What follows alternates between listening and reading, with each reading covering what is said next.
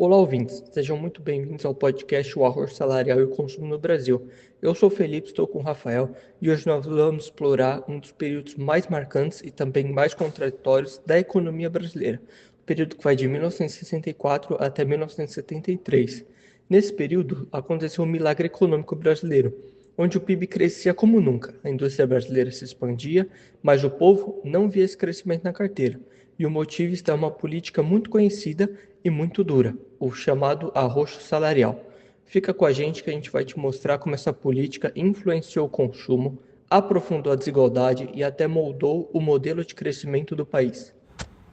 Primeiramente, precisamos entender o que foi o arroxo salarial. Depois do golpe militar de 1964, os generais assumiram o comando do país com uma promessa: estabilizar a economia e acabar com a inflação. E para isso, uma das ferramentas mais poderosas foi o controle dos salários. Em 1965, a Lei nº 4.725 mudou a forma de calcular o reajuste do salário mínimo. Eles passaram a usar uma previsão da inflação futura, que, é claro, quase sempre era subestimada. E o resultado disso? Bom, os salários eram reajustados no papel, mas na prática, eles simplesmente perdiam poder de compra. Para se ter uma ideia, o salário mínimo real caiu de R$ 1.459,70 em 1964 para apenas R$ 854,31 em 1973, com valores reajustados, é claro. E esse processo também foi acompanhado de uma repressão sindical fortíssima. Com o AI-5, decretado em 1968, os sindicatos simplesmente perderam a força. As greves foram proibidas e a capacidade de negociação dos trabalhadores desapareceu. Então, de uma forma direta, a gente pode resumir que o arroxo salarial não foi um descuido, e sim uma estratégia deliberada para controlar os custos, atrair investimento e manter a inflação sob controle. Mas às custas de quem? Dos assalariados. Agora vamos falar um pouco sobre os efeitos sobre o consumo e a desigualdade social provocados pelo arroxo salarial. Com menos salário, o que acontece? As pessoas consomem menos, principalmente os mais pobres. Eles gastam quase tudo que ganham em itens essenciais. Isso tem um nome na economia: propensão marginal ao consumo, e a tendência que uma pessoa tem de consumir cada real a mais que recebe. Quem ganha pouco gasta quase tudo porque precisa. Quem ganha muito pode poupar ou investir. Ou seja, quando o salário de base da população é comprimido, o impacto sobre o consumo é imediato. E foi exatamente isso que aconteceu durante o arroxo salarial. A demanda por bens de consumo de massa, como comida, roupa e transporte, caiu, mas curiosamente o PIB continuava subindo. O que explica isso? A concentração de renda. Enquanto os trabalhadores perdiam poder de compra, a classe média e alta aumentava sua fatia da renda. Para entender isso, a gente precisa explicar o índice Gini. Ele mede a desigualdade da distribuição de renda e varia de 0 a 1. 0 significa distribuição perfeita, todo mundo com a mesma renda. 1 significa desigualdade total, uma única pessoa com a renda do país. E no Brasil, esse índice subiu de 0,497 em 1960 para 0,622 em 1972. Ou seja, o país ficou muito mais desigual durante o chamado milagre. Enquanto isso, os mais ricos aumentavam seus gastos com bens duráveis, como geladeiras, automóveis, imóveis, etc. O perfil de consumo mudou, ficou mais elitizado e excludente. Devemos então partir para o entendimento de como o crédito foi o motor para o consumo e para o investimento no Brasil. Mesmo com a queda dos salários reais, o consumo não desapareceu. Uma das principais ferramentas para isso foi o crédito, tanto para as famílias quanto para as empresas. Vamos começar com o crédito para as famílias, ou também entendido crédito ao consumidor.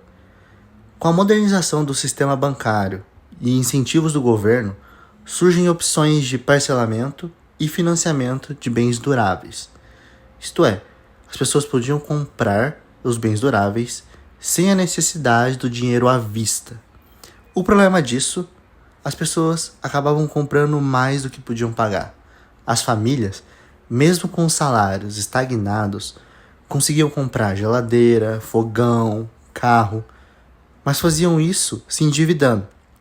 O consumo, ele era artificialmente sustentado. Uma bomba relógio em potencial, se a gente pode dizer. O crédito, ele cria a ilusão de estabilidade.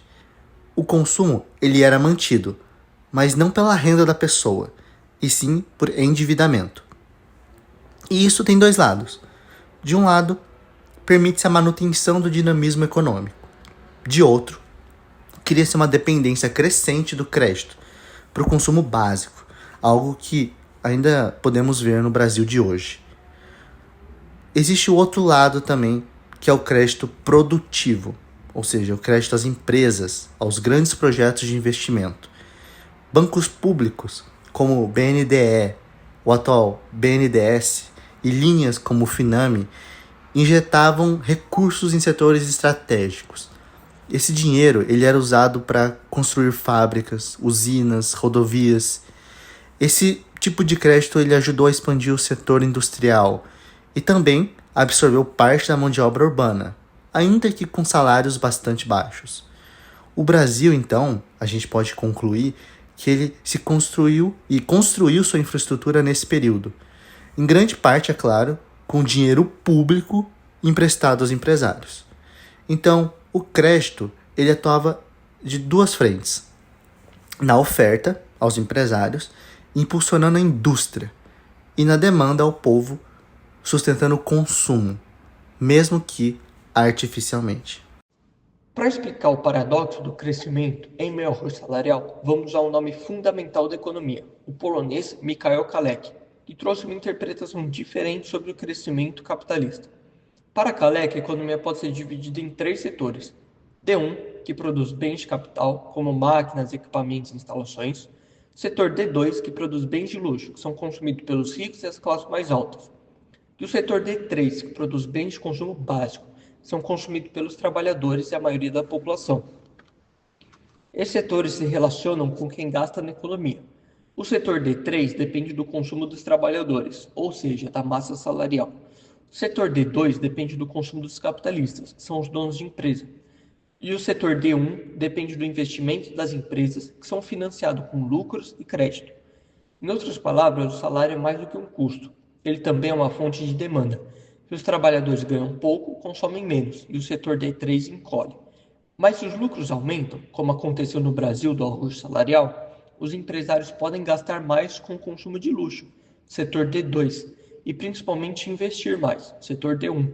E foi exatamente isso que aconteceu. Os lucros empresariais subiram, o investimento foi incentivado com crédito público e o consumo das elites foi ampliado, com subsídios e parcelamentos. O resultado disso foi uma economia que cresceu impulsionada pelos setores D1 e D2. O setor D3, do consumo popular, ficou estagnado ou caiu, mas o PIB continuou subindo. Kalecki mostra que esse cenário é possível, que o crescimento pode acontecer mesmo com queda de salários, mas ele será instável e concentrador, porque favorece os que já têm muito, sacrifica a base da sociedade e depende de estímulos contínuos. Com todas as informações apresentadas até agora, podemos concluir que sim, houve o crescimento, mas para quem? Entre 1964 e 1973, o Brasil cresceu como nunca. O PIB disparou, a indústria se modernizou, a infraestrutura avançou. Mas isso tudo teve um preço. O arroxo salarial foi parte intencional da política econômica. Ele ajudou a conter a inflação, a aumentar os lucros, mas à custa da maioria dos trabalhadores. Foi um crescimento que excluiu, que reprimiu o consumo popular e concentrou renda. A parcela dos 5% mais ricos passou a ganhar quase 40% de toda a renda do país. O crédito ajudou a manter o consumo e o investimento, mas criou uma bolha de expectativas e uma ilusão de inclusão que não se sustentava no longo prazo sem o crescimento contínuo.